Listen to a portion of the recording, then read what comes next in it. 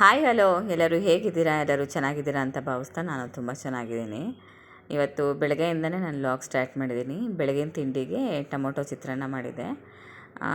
Tomato ಚಿತ್ರಾನ್ನ ಏನಂತಂದರೆ ಸ್ವಲ್ಪ ಬೇಗ ಆಗುತ್ತೆ. ಎದ್ದಿದ್ದು ಲೇಟ್ ಆಯಿತು, ಸೊ ಹಾಗಾಗಿ ಟೊಮೊಟೊ ಚಿತ್ರಾನ್ನ ಮಾಡಿದೆ. ಯಾವಾಗಲೂ ಸ್ವಲ್ಪ ನಿಂಬೆಹಣ್ಣು ಚಿತ್ರಾನ್ನನೇ ಜಾಸ್ತಿ ಮಾಡ್ತಿರ್ತೀನಿ. ಟೊಮೊಟೊ ಚಿತ್ರಾನ್ನ ಆವಾಗವಾಗ ಒಂದೊಂದು ಸರಿ ಮಾಡ್ತೀನಿ. ಅನ್ನನೂ ಆಗಿತ್ತು, ಚಿತ್ರಾನ್ನ ಗೊಜ್ಜು ರೆಡಿ ಆಗಿತ್ತು. ಸರಿ ಅವಳಿಗೂ ಕಲಿಸ್ಕೊಟ್ಬಿಡೋಣ ಅಂತ ಹೇಳಿಬಿಟ್ಟು ವಾಷಿಂಗ್ ಮಿಷಿನ್ಗೆ ಬಟ್ಟೆ ಹಾಕಿದ್ದೆ. ಅದಿನ್ನು ಎಷ್ಟು ನಿಮಿಷ ಇದೆ ಅವಳಿಗೆ ವ್ಯಾನಿಗೆ ಬಿಟ್ಟು ಬರೋಷ್ಟರಲ್ಲಿ ಆಗತ್ತೆ ಅಂತ ಅಂದ್ಬಿಟ್ಟು ನೋಡ್ತಾಯಿದ್ದೆ. ನನ್ನ ಮಗಳು ಒಂದೊಂದು ಸರಿ ನೈಟಲ್ಲಿ ಡೈರಿಗೆ ಸೈನ್ ಮಾಡೋಕ್ಕೆ ಕೊಡೋಲ್ಲ. ಬೆಳಗ್ಗೆ ಟೈಮ್ ಆಗಿರೋ ಟೈಮಲ್ಲೇ ನನಗೆ ಡೈರಿಗೆ ಸೈನ್ ಮಾಡಿಲ್ಲ ಅಂತ ಕೂತ್ಕೊತಾಳೆ. ನೋಡಿ ಅದನ್ನು ಮಾಡಿಕೊಂಡು ವಾಷಿಂಗ್ ಮಿಷಿನ್ಗೆ ಬಟ್ಟೆ ಹಾಕಿದ್ದೆ. ಸರಿ ಅದಿನ್ನು ಎಷ್ಟು ನಿಮಿಷ ಇದೆ, ಆಫ್ ಮಾಡಿಬಿಡೋಣ ಇಲ್ಲ ಅಂತ ಅಂದ್ಬಿಟ್ಟು ನೋಡ್ತಾಯಿದ್ದೆ. ಏನಂದರೆ ವ್ಯಾನಿಗೆ ಬಿಟ್ಟು ಬರೋಷ್ಟರಲ್ಲೂ ಆಗುತ್ತೆ, ಹಂಗೆ ಅಮ್ಮನಿಗೂ ಊಟ ಕೊಟ್ಟು ಬರ್ಬೋದು, ಟಿಫನ್ ಕೊಟ್ಟು ಬರ್ಬೋದು ಅಂತ ಹೇಳ್ಬಿಟ್ಟು ಅದೇ ನೋಡಿದೆ. ಇನ್ನು 52 ಮಿನಿಟ್ಸ್ ಇತ್ತು. ನಾವು ಅಮ್ಮನಿಗೂ ಬಾಕ್ಸ್ಗೆಲ್ಲ ಹಾಕ್ಕೊಂಡು ರೆಡಿ ಮಾಡಿದ್ದೀನಿ.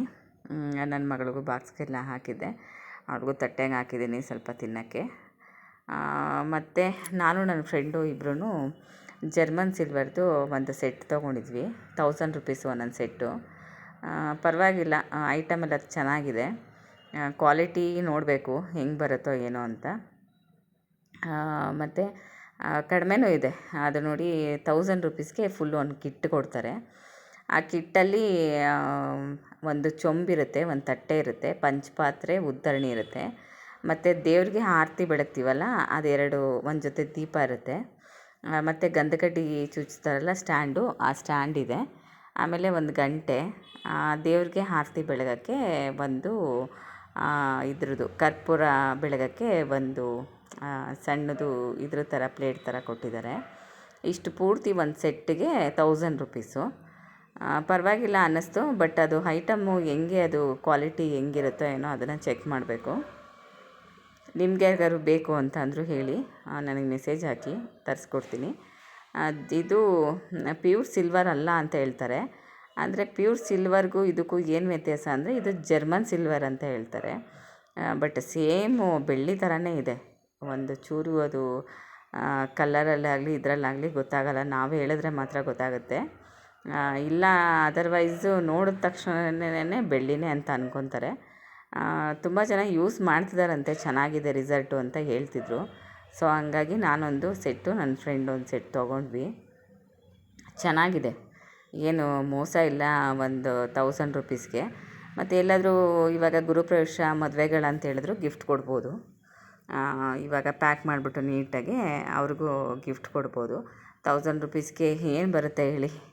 ಒಂದು ಒಳ್ಳೆ ಸ್ಯಾರಿನೂ ಸಿಗೋಲ್ಲ, ಅಂಥದ್ರಲ್ಲಿ ಒಂದು ಗಿಫ್ಟು ಅವರು ಕೊಟ್ಟರೆ ಅವ್ರಿಗೂ ಖುಷಿ ಆಗುತ್ತೆ. ಗಿಫ್ಟ್ ಪರ್ಪಸ್ಗಾದ್ರೂ ಓಕೆ, ಚೆನ್ನಾಗಿದೆ.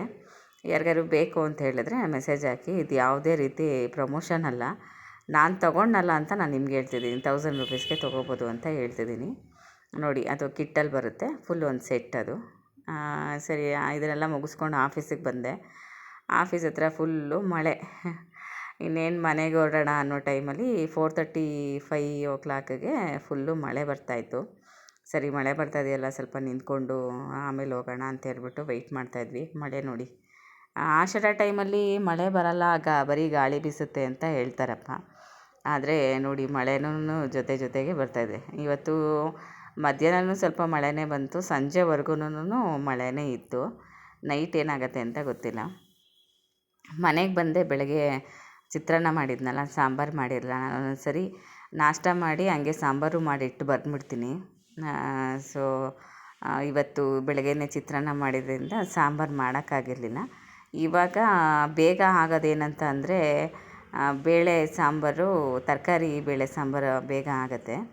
ಅದಕ್ಕೋಸ್ಕರ ಏನು ಮಾಡಿದೆ, ಅದನ್ನೇ ಮಾಡಿಬಿಡೋಣ ಬೇಗ ಆಗುತ್ತೆ ಅಂತ ಅಂದ್ಬಿಟ್ಟು ಎರಡನ್ನೂ ಜೊತೆಗೆ ಹಾಕ್ಬಿಟ್ಟು ಒಗ್ಗರಣೆಗೆ ಕೂಗಿಸ್ಕೊಂಬಿಟ್ಟು ಆಮೇಲೆ ಅದು ಬೆಂದಮೇಲೆ 1-2 ಸ್ಪೂನು ಸಾಂಬಾರು ಪುಡಿ ಹಾಕಿದ್ರೆ ಬೇಳೆ ಸಾಂಬಾರು ರೆಡಿ ಆಗುತ್ತೆ.